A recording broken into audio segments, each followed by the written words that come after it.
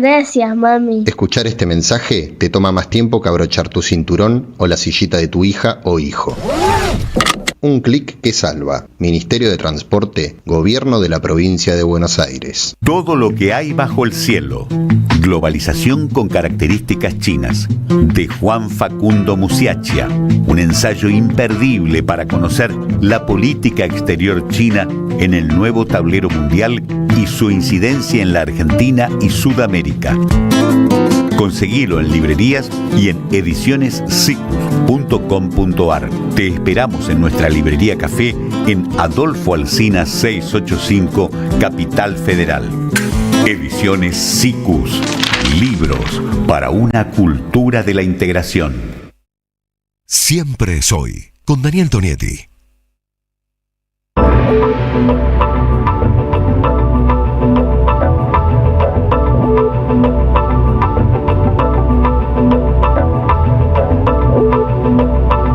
Comenzamos el conversatorio, pueden ir a YouTube porque vamos a mostrar imágenes. Está como invitado en el día de hoy Kaloyan Santos Cabrera. Es cubano-argentino, argentino-cubano, no sé, ¿te parece bien? Cubano-argentino. Cubano-argentino, pero argentino. Está bien, te sentís con identidad argentina. Sí. Y cuando hablamos de la migración de esas dos identidades nacionales, no se puede evitar la mención a Ernesto Guevara Lynch, ¿o no? Por supuesto, sí. ¿No? En ese caso, argentino-cubano, ¿no? Claro, y de hecho lo tengo tatuado. Lo tenés tatuado. Como decía el más grande filósofo cubano Martínez Heredia, el mejor de los nuestros. El mejor de los nuestros, definiéndolo al Che Guevara. Al Che Guevara. Países donde nos quieren a los argentinos mucho. Países donde nos quieren a los argentinos mucho. Habla más cerca del micrófono, por favor. Uruguay seguro que no. Países donde nos quieren a los argentinos mucho, yo tengo identificado en este orden, 3, claramente de América Latina. Cuba, Perú y México. ¿México? Sí, México nos quiere mucho. Bueno, después está la pica ahora por futbolera, todo, porque no hay parangón, ¿no? No vamos a hablar de... ¿no? Bueno. Pero nos quiere mucho. En Cuba nos quiere mucho. En Cuba sí. En Cuba nos quieren a los argentinos. No solo, yo creo que en Cuba al extranjero que más quieren es al argentino. Hay muy buena onda con el argentino en Cuba. En Perú ni hablar también. En Perú, en el billete está San Martín, muchachos. Por la misma razón, San Martín en Perú y el Che en Cuba, ¿no? Son formas muy extraordinarias. Hay raíces históricas. Hay raíces históricas. Bueno, de hecho, en la guerra de Malvinas fueron 2 países que jugaron fuertemente. En el caso de Perú hubo gente que se alistó para ir a la guerra. Exactamente. En Perú. Sí. Se alistó como reservista para ir a la guerra. Sí. Personas, ciudadanos comunes, que decían, quiero ir a pelear a Malvinas. Sí. En Perú. Y en Malvinas, y en la guerra de Malvinas, Fidel, ¿no? La famosa, se supone, el famoso diálogo que hubo entre Fidel y Costa Méndez, ¿no? Claro. Diciéndole, yo sé cómo defender una isla, lo hago hace 40 años, no sé cuánto. Qué foto penosa esa. Qué foto penosa esa. Hay una foto, sí, ¿no? No, bueno, qué imagen penosa. Bueno. Está con nosotros Kaloyan Santos Cabrera, que es reportero gráfico cubano-argentino en ese orden. Vamos a hablar un poco de Cuba, de la Argentina, y vamos a hablar de su trabajo, que es un trabajo no bueno, no muy bueno, es extraordinario. Conmovedor. Extraordinario, está fuera de lo ordinario. Vamos a pasar, vayan a YouTube y van viendo las imágenes. Vamos pasando las imágenes de modo random, le pedimos por favor a nuestro... Estas que van a ver de las primeras son de Cuba de hace una semana, que volví. Hace una semana en Cuba. Estamos viendo el apagón de Cuba, que vemos, ¿no? Claro. Una foto muy linda, ¿eh? Te digo, tenés un gran talento, una gran sensibilidad como fotógrafo. Bueno... Diego Stulba, muy buenos días, ¿cómo estás? ¿Cómo le va? Bueno, nada, orgulloso de tener a Calo acá, me siento amigo suyo, conversamos mucho hace mucho tiempo y me resulta, por un lado, tener a Calo Caster, era un fotoreportero, ojalá lo podamos aprovechar, podamos conversar sobre eso, un fotoreportero metido en la conflictividad argentina y registrando la conflictividad callejera argentina, y al mismo tiempo Calo viene a estar haciendo algo que nada de sana envidia, tengo la envidia más espantosa e incontrolable que un humano pueda sentir por otro. estuvo encerrado con Silvio Rodríguez y Chico Buarque una semana en La Habana, en esta Habana ahogada, contradictoria, en esta Cuba complejísima, que más bien duele que otra cosa. Y entonces las fotos están un poco mezcladas y quizás podríamos empezar ya a hablar con Calo de las fotos, porque no son... El regreso de Chico Buarque a Brasil, después a Cuba, perdón, después de muchos años. Después de 34 años. 34 años que no visitaba. ¿Y por qué regresó? Y además, ahora cuento eso, y además que no es menor y a mí también me llamó la atención, hacía 30 años que no se veían en vivo y directo Silvio y Chico, y la última vez que se vieron en el escenario del Estadio de Ferro. Exacto. En el concierto por los 30 años de Che Guevara, donde Chico Buarque canta Pequeña Serenata Diurna ante miles de personas, y a la mitad de la canción entra de sorpresa Silvio. Yo estaba ahí aplaudiendo como un loco. Y ahí canta. Entonces era muy histórico, un hito histórico, que se volvieran a reencontrar los dos, y además que se reencontraran en La Habana. Hace falta reconocerle a Daniel que esto ocurrió en Ferro. Es un capítulo importante de esta situación. Después diremos algo de Río. Bueno, si te quieres sentir bien, en el medio de un conversatorio los dos se acordaban que no era un estadio cualquiera. Imagínense por todos los estadios que han pasado Silvio y Chico, y dice Silvio, sí, fue en el estadio de Ferro, y Chico dijo, de Ferrocarril Oeste. Muy bien. Vamos a evitar las bromas fáciles. ¿Por qué Chico fue a Cuba? ¿A qué fue? Mira, yo 2 días antes Silvio me escribe diciendo que iba a haber un gran amigo, que iba a ir un gran amigo a La Habana, y que era algo importante, y que si yo podía estar sería algo como de otra galaxia. Obviamente Silvio me convoca y voy, no hace falta. No es la más. primera vez que Silvio te convoca. Claro, por suerte, o sea, para mi digamos, para mi regocijo y honor y placer, tengo una amistad de hace cerca de 20 años donde he ido cubriendo y estando y conversando y conviviendo. Ahí estamos viendo, para los que están en YouTube, una foto hermosa donde están en el malecón. ¿Eso claro, es el malecón? En el malecón de La Habana. De La Habana. Se ve de fondo lo que se ve de fondo, se ve La Habana Libre, el Foxa, ¿no? Claro, La Habana Libre, el Foxa, La Habana Libre. Se ve el Vedado ahí, ¿no? Claro, es el Vedado, y la torre más grande, que es la Torre de la Polémica, que es el hotel que construyeron, la Torre K, que es el hotel más grande, más alto de Cuba, que terminaron de construir hace un par de años, y es una de las grandes Perdón polémicas. Lo caótico, pero ya que dijiste torre polémica, los que no conocemos, polémica, ¿por qué? Claro, polémica porque hacen una torre, un hotel en plena crisis en Cuba, supuestamente, o sea, para atraer al turismo que no hay después de Obama, y entonces, digamos, hay mucho malestar entre lo que es la población con esa torre. ¿Ese hotel quién lo construyó? ¿El Estado cubano o lo construyó un privado? Lo construye un privado con empresas cubanas, una empresa que es conocida como GAESA, que es la empresa controlada por las Fuerzas Armadas. Por las Fuerzas Armadas, exacto. Entonces, nada, por eso queda como se ve ahora, empieza a verse en ese paisaje. Ahora a esos edificios que siempre vimos del Vedado, de La Habana Libre, el Foxa, esa torre, ¿no? Que es lo que sobresale. Pero bueno, lo importante es que Chico Buarque decide, después de 34 años, cuando escucha las declaraciones de Donald Trump, cuando dice que podría meterse en Cuba y hacer lo que le diera la gana con Cuba.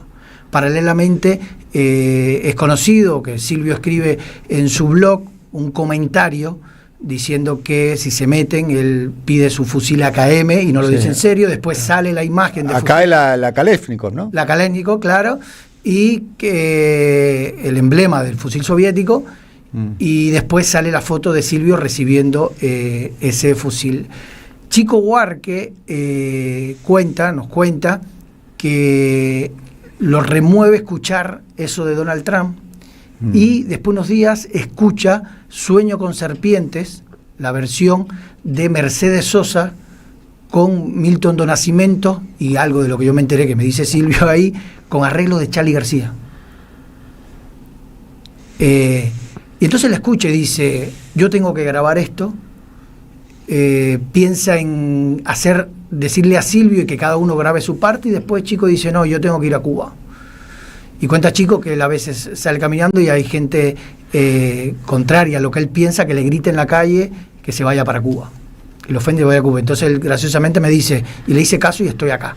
Hacía 34 años Chico Buarque no iba a La Habana y decidió grabar eso, meterse en un estudio con Silvio Rodríguez. O sea, hay una versión de Silvio Rodríguez, de Chico Buarque, de Sueño con Serpiente, que Va a se salir. grabó, que se grabó y vos Ahora. fuiste testigo de esa grabación. Sí. Ahora entiendo Sí. tu Claro, envidia. entonces lo que sucede de esto Escúchame, es... en este momento. Sí, Lo que una sucede envidia. de esto es, Silvio me convoca, que va a pasar esto, me dice, no te puedo decir quién es ese gran amigo, porque él pide que hasta que no esté en Cuba, no Claro. se sepa quién es. O sea, Silvio te manda un mensaje y te dice, venite.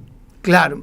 Encima un mensaje recontra amoroso, porque yo acabo de ser padre hace 3 meses, soy padre de Amanda, una nena que me tiene embobecido, y él sabía y comentamos y me dice, disculpa que te saque de esto ahora, y digo, bueno, voy. Y entonces llegando a La Habana, sé que Chico Buarque, se arma todo esto, y esta foto que es emblema, la foto de Chico Buarque y Silvio en el malecón, es la foto que se hacen y de alguna forma es lo que lanza Chico a decir estoy acá. Calo, una pregunta central para mí cuando veo tus fotos. Porque, digamos, uno tiene una cierta imaginación sobre la época que vive, que se vive destruyendo, porque de pronto uno está obligado a ver contradicciones que no quisiera necesariamente ver. ¿Cómo puede ser que, por ejemplo, estoy pensando ahora en las cosas de Cuba? Hace un tiempo hubo un levantamiento en un municipio de Cuba, que es Morón, en donde una cantidad de personas, producto de los cortes de luz y de las carencias que hay por el bloqueo y por el ahogo, protestaron y fueron frente a un local del Partido Comunista y ahí manifestaron su repudio. Y al mismo tiempo tenemos la Torre Gaelsa y al mismo tiempo tenemos a Silvio Rodríguez con el fusil. Entonces son 3 imágenes que son muy difíciles de conectar entre sí. Incluso las que son más dolorosas o las que son más contradictorias, uno casi que quisiera ni verlas. Y sin embargo, vos las ves, las fotografías, inevitablemente hay una especie de montaje imaginario, hay conexión entre cosas. Lo mismo en la Argentina, ¿no? Vos sacás fotos de Madre del Plaza de Mayo y sacás fotos de Adorni. Es decir, esas conexiones entre imágenes que uno no quisiera verlas juntas, pero y a veces no sabe tampoco cómo conectarlas, cuál es la coherencia entre ellas. ¿Qué le pasa a tu ojo? ¿Cómo trabaja tu ojo en función de esas conexiones? Mira, primero que mi ojo trabaja muy subjetivamente. Cada vez más, yo estudié, lo que estudié en Cuba fue la licenciatura en periodismo y cada vez me daba más cuenta que yo tenía que ser por encima de todo ético más que objetivo. Entonces, en mi ojo va por encima de esa subjetividad, yo me paro desde un lugar donde no niego lo que pienso, en los valores que creo, incluso en lo que defiendo. Y a su vez, en esa cuestión ética, intento por encima de todo no denigrar con lo que no promulgo, pero eso en lo que no promulgo también es parte de estas realidades y es con lo que pongo a conversar, es con lo que pongo a dialogar en estas imágenes. Entonces, por ejemplo, volver a Cuba, contar una Cuba donde no romantizar la revolución, pero a su vez yo soy hijo de esa revolución, yo soy hijo de los valores de mis viejos. Mi padre que tenía la foto de Fidel en la sala de la casa, y yo siempre recuerdo un verso de un gran trovador cubano que se llama Perolí Ferrer, que dice: mi padre fue fidelista, yo no tanto como él, pero si tocan a mi padre, a mí hay que darme también. Entonces explica un montón de cosas donde yo mamo de esos valores, yo pongo esa realidad, reivindico el proceso de lo que es la revolución cubana y todos esos valores. Y en eso también está en ver esas contradicciones, porque esas contradicciones son parte de esa vida, son parte a lo que nos ha llevado. Entonces, ¿por qué no fotografiarla? Mucha gente se está sumando a la transmisión de YouTube. Yo les recomiendo que lo hagan, porque están ahí las imágenes, las fotos de Caloyan Santos Cabrera, que es un reportero gráfico, es un artista realmente. Acabo de copiar su frase, ¿no? La acabo de poner en mi ayuda a memoria: ético más que objetivo. Es muy interesante, ¿no? Para profundizar. Es muy interesante cómo haces diálogos. Has retratado diferentes manifestaciones, ¿no? Sí, yo desde que estoy hace 16 años que vivo en Argentina. Sí. Entender que empezar a tener una mirada de Argentina que no fuera de turista implicó cuando me empezaron a doler cosas de las que pasaban en este país, y para mí y no me podía pasar desapercibida. Incluso Esta es tremenda. Claro, esto es una serie que se llama Dípticos, de un libro que voy a sacar, que son fotos que fui haciendo en la manifestación a partir del gobierno de Milei. Bien. Esta es Juan. Entonces, ¿no? por ejemplo, fueron dípticos que fui haciendo, y vuelvo a lo mismo, ¿no? La cuestión de la objetividad. Esto fue en la marcha universitaria. Son figuras, son personas que a priori hasta podemos decir son intercambiables. Exacto, es que va por ahí. Es decir, tranquilamente la persona que se está manifestando en contra de Milei con un libro, tengo entendido por lo que veo acá de sí, de eso fue en la marcha universitaria, pero también estaba y una policía que está ahí estaba ahí. Que está con algo para lanzar un gas, ¿no? Gas lacrimógeno. Tranquilamente, ¿no? Sí, exacto.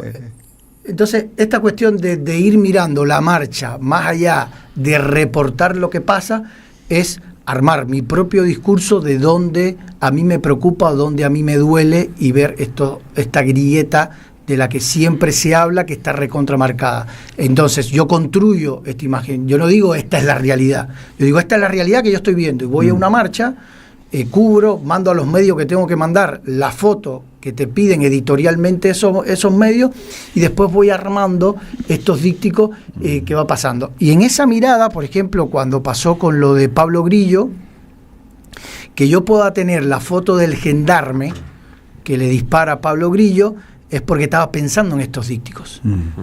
Y casualmente, gracias al mapa de la policía, después de lo que sucede eso, yo empiezo a buscar y encuentro que tengo la foto.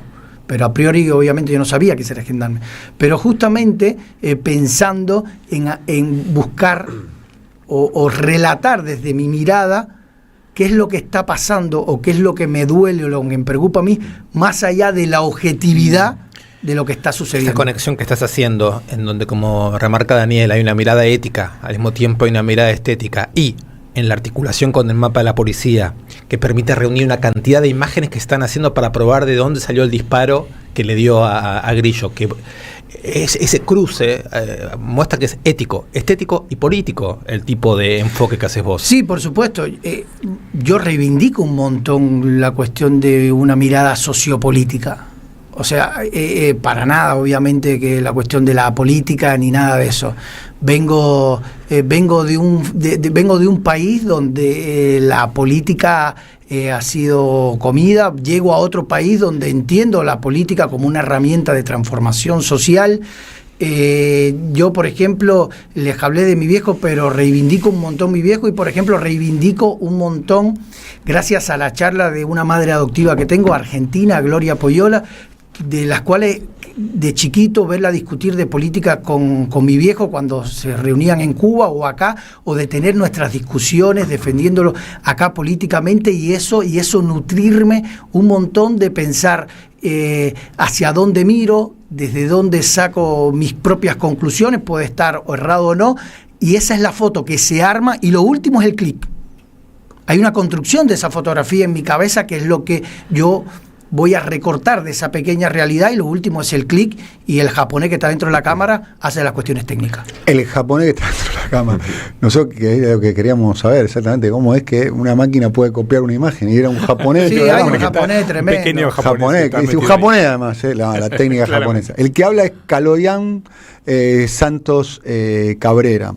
Es reportero gráfico cubano-argentino, en ese orden del año, hace 16 años que vive en Argentina. Yo casualmente es la primera vez que nos vemos personalmente, en realidad quizás nos vimos personalmente o no, pero nunca hemos conversado, pero sin embargo nos conocemos, y yo hace muchos años es más de 10 probablemente, que tengo en mi foto de avatar de Twitter, algunos que los que entran a Twitter, sí, una foto de él, de Kaloyan, de Santos Cabrera, que me la envió. Es una foto donde sacaste, ese día estuviste muy inspirado, te quiero decir. No porque me sacaste una foto a mí, te quiero aclarar, sino porque ese día le sacaste una foto hermosa a Horacio González con Liliana Herrero.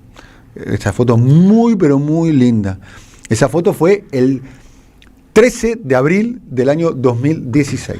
Este programa ya existía, se llamaba como se llama ahora, Siempre Soy. Estábamos en otra radio, en Radio del Plata. Era la primera vez que iba a declarar Cristina a Comodoro Pi. Cristina hacía muy pocos meses atrás que había dejado de ser presidenta de la Nación, la llama. Un día gris, lluvioso. Sí. ¿Lluvioso? La No, gota de este tamaño. torrencial. Torrencial, no lluvioso, torrencial. Yo después de eso la cámara la tuve Torrencial. 3 días. Fui en moto, me acuerdo, con Con- mi amigo Daniel Narezo, los dos en moto, parecíamos dos cowboys cruzando Y a mí la cámara ciudad. se me inundó y la tuve 3 días con arroz y ahí Secándola. los chinos hicieron su trabajo. Los chinos. Sí, o sí, sea, los o sea, la japoneses. cámara, la foto te la sacan los japoneses. Y me la arregla- y me la todo arreglan los Oriente. chinos. Todo Y oriente. me la arreglan los chinos. Muy bien. Bueno, quería destacar eso, que ahí lo conocí como reportero gráfico, y vos te comunicaste conmigo en las redes sociales, me mandaste la foto, yo en esa foto nosotros había 2 programas, y esto lo digo porque me siento orgulloso de eso, y es un poco de autobombo, sí, es un poco de narcisismo, sí, ok, me permiten eso, por favor. Yo estoy orgulloso de que había 2 programas en ese momento transmitiendo cuando Cristina fue a declarar el 13 de abril del año 2016 en Comodoro Pi. 2 programas. Uno, el programa de la persona para mí más importante de la radiofonía argentina, que es Víctor Hugo Morales, trabajando en ese momento, por suerte, en las 7:50. De hecho, tengo una foto, que estamos los dos bastante con el pelo mojado, porque había llovido mucho. Y el otro programa, en las 7:50, Víctor Hugo, y en AM 1030 Radio del Plata, nosotros. Hicimos una transmisión en vivo, yo como cronista, ahí, bajo la lluvia, entrevistando a todos. La conducción del evento lo hizo nuestra compañera de trabajo, quien nos sucede en la programación de la radio, Cintia García. Y Cristina tenía ahí, lo digo, espero que no lo tomen a mal, por favor, tenía una lucidez de la cual hoy lamentablemente no le veo a Cristina. Porque Cristina dijo claramente, le dijo ahí, primero, ante 200.000, 300.000 personas, ¿cuánta gente había? Había, sí, era impresionante. bajo la 300.000, lluvia. 200.000, no importa. O sea, a ver, 200, 300 lucas es impresionante la capacidad de movilización del pueblo argentino, digo, expresado en el kirchnerismo. Coincido en que esa es la mejor Cristina. Cristina, no, hubo muy buenas Cristinas, hubo muchas Cristinas buenas, pero bueno, si querés lo Pero yo podría- coincido con eso. Bueno, no, esa Cristina era muy buena, porque Cristina, ¿qué le dice? Cristina, ¿qué dice ahí ese día? Cristina se para frente a Bonadío, que compartía fundación con Pichetto, asterisco, pie de página, dice, mis fueros son ustedes, porque ¿cuál es la movida? Bonadío, si la querés meter en cana, ¿entendés? No sabemos qué va a pasar. Era una moneda al aire. Que el kirchnerismo tuvo muchas monedas al aire. Esa fue una moneda al aire. El día que le disparan a Cristina 2 veces fue una moneda al aire. Esa el día, foto fue ese día. el día que, ¿Esa claro, foto es 1 de septiembre? no, 13 de abril. No. Ah, Esta 13 foto es en la Comodoro Pi. foto de cuando ella sale y después cuando vuelve le disparan. Ah, por eso. Ah, 1 de no, septiembre. está bien. 2022. Cuando le disparan, claro. Está bien, estamos hablando de septiembre de 2023. sí, claro. Yo estoy hablando de... No, 22. ¿22? Cuando le disparan a Cristina. 22. 22. 1 de septiembre de 2022. Digo, la mejor Cristina, porque Cristina ahí era la Cristina diciendo, Claro. mis fueros son ustedes, frente a una multitud como Pi, y después dice, vienen por ustedes, ¿entendés? Yo soy la garantía del no ajuste. Carlos, una pregunta. Como cubano, ver la Argentina y sobre todo, después de pasar por la Argentina, ver Cuba, la mirada que saca foto, ¿cambia? ¿Vos podés reconocer una influencia, un efecto de esas experiencias en la manera de mirar? Sí, siempre cambia, pero no solamente por eso. Yo creo que cambia en la medida que crecemos, en la medida que vamos teniendo experiencias en la vida, que bien que eso cambia. Lo que sucede es que cuando miro para atrás, la foto que yo hacía cuando empezaba y ahora, yo creo que se mantiene como una coherencia ciertos valores de los cuales nunca me corrí. Y eso es algo que me da mucho orgullo. Y vuelvo a lo mismo de la paternidad, y lo pensaba con esto de la paternidad mientras mi esposa estaba embarazada, y después, bueno, cuál foto haré, y cuando me meto en las marchas y todo, en que es un legado que cuando mi hija vea las fotos de su padre cuando era joven y las vea ahora, va a sentir esa coherencia.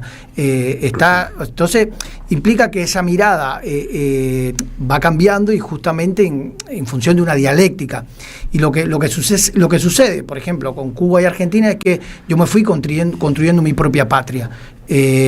Yo, por ejemplo, acá me hice hincha de Gimnasia de Esgrima La Plata, y me encanta ir a la cancha y ir a hacer fotos a la cancha, pero no a los jugadores, mirar la hinchada, o sentarme en el malecón de La Habana, extrañar sentar en el malecón de La Habana y mirar y decir, aquí me comería un chori, por ejemplo, o un montón de cosas que cuando vienes a ver, para mí fue hermoso porque fue construir un puente que va de Cuba a Argentina y viceversa, donde las cosas que yo defendían era lo mismo. Y volvemos, yo termino haciendo la fotografía que termino haciendo en la Argentina, porque soy hijo de esa sociedad cubana, porque soy hijo de esa herramienta, de esa revolución que reivindico, porque sigo creyendo en un sistema social gracias a lo que mamé de mi padre, a lo que mamé de gente, por ejemplo, que ahora sigo admirando, como María Santucho, como Gloria Poyola, como un montón de gente que, como el propio Silvio Rodríguez, que te hace creyendo que hay que seguir luchando con esos sueños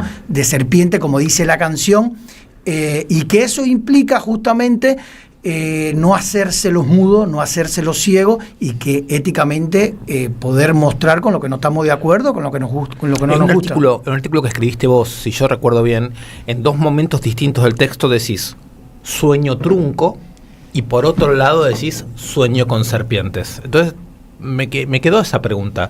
¿Se puede decir que se pueden afirmar las dos cosas a la vez? Y sí, por supuesto. ¿Cómo es?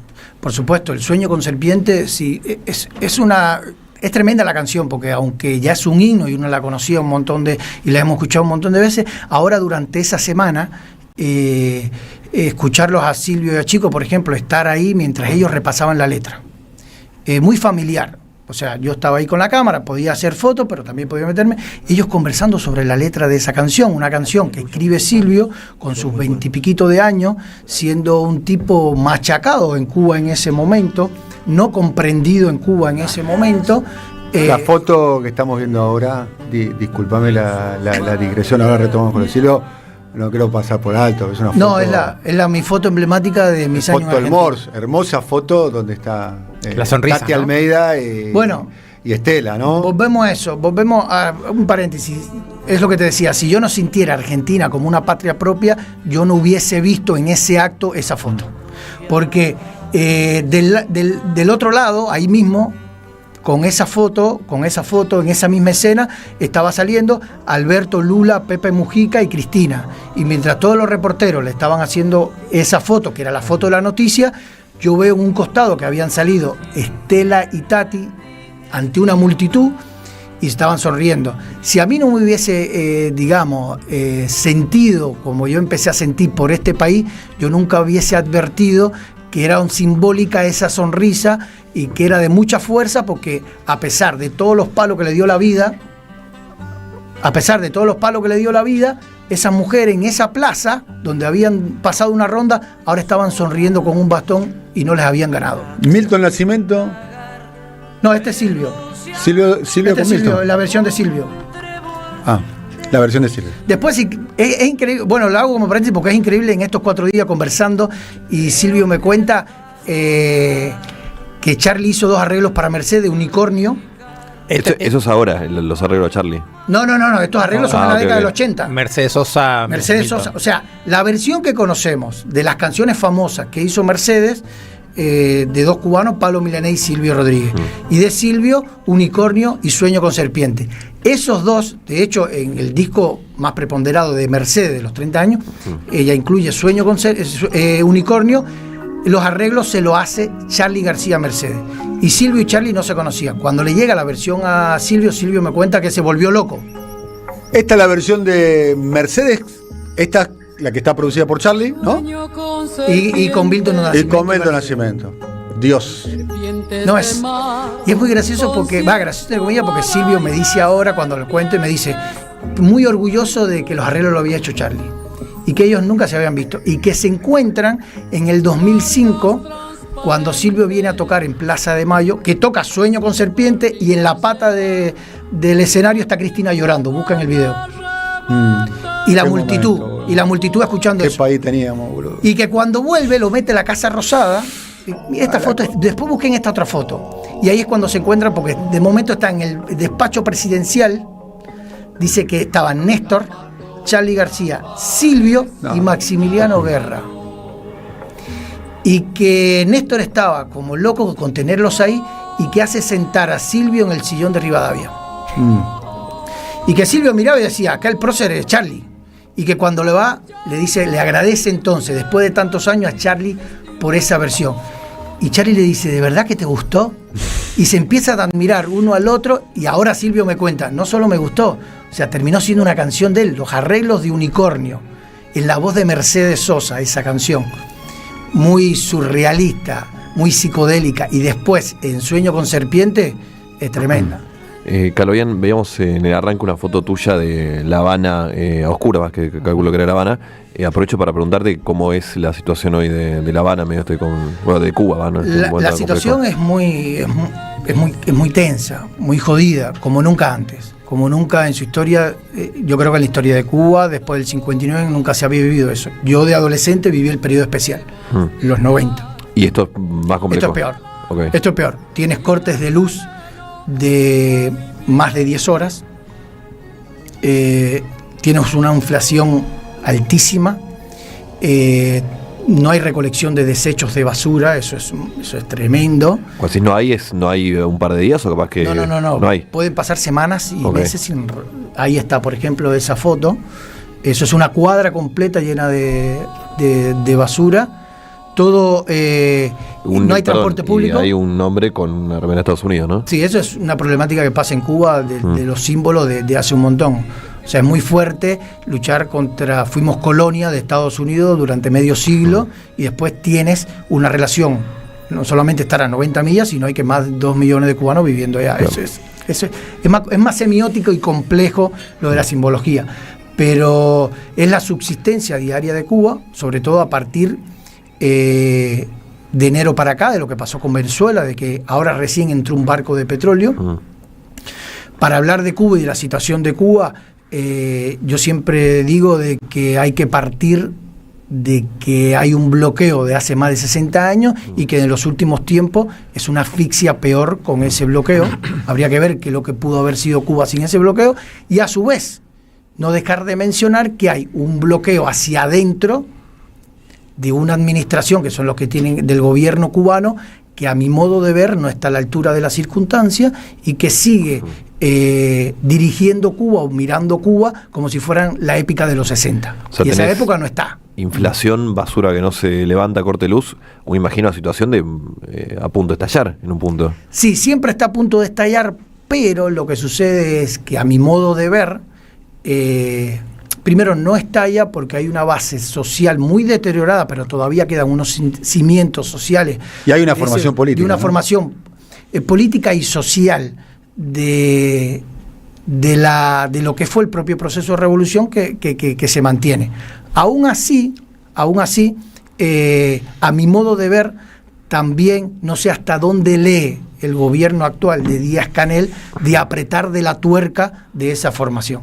Y eso implica de que no dejen una válvula de escape para que la gente se manifieste por cosas legítimas. Y entonces ahí es donde entra la contradicción de que es muy jodido lo que está pasando. Sin contar las meteduras de pata administrando los pocos recursos que ha tenido Cuba y económicamente en los últimos Esta años. foto es impactante, ¿no? Estamos hablando esto es de hace una semana. O sea, de hace una semana atrás, porque es una... Y esto es un basural a cielo abierto, pareciera ser La Habana Vieja, ¿eso no? No, eso es Centro Habana, Centro que Habana, igual a una cuadra de La Habana Vieja. Okay. Ese, por ejemplo, es la puerta de lo que fue el Teatro Alhambra, que hace un siglo atrás era el principal teatro de Cuba y esa era una de las principales. Hoy es un basurero a cielo abierto. A cielo abierto en una zona céntrica de La Habana. Exacto, pero como esto se empieza a replicar en toda La Habana. Me da curiosidad porque alguno debe ver esto y te debe decir, vos le estás dando de comer a la cría, a los que critican a Cuba con este tipo de foto, ¿no? En ese lugar complejo a veces se separan los fotoperiodistas, los periodistas al simplemente retratar la realidad, pero más de uno... Le haces el juego a la derecha. Esa misma línea. Mira, yo creo que el juego a la derecha se lo hacemos si los que creemos en ese proceso y los que creemos en esa Cuba no hablamos de nuestros propios problemas.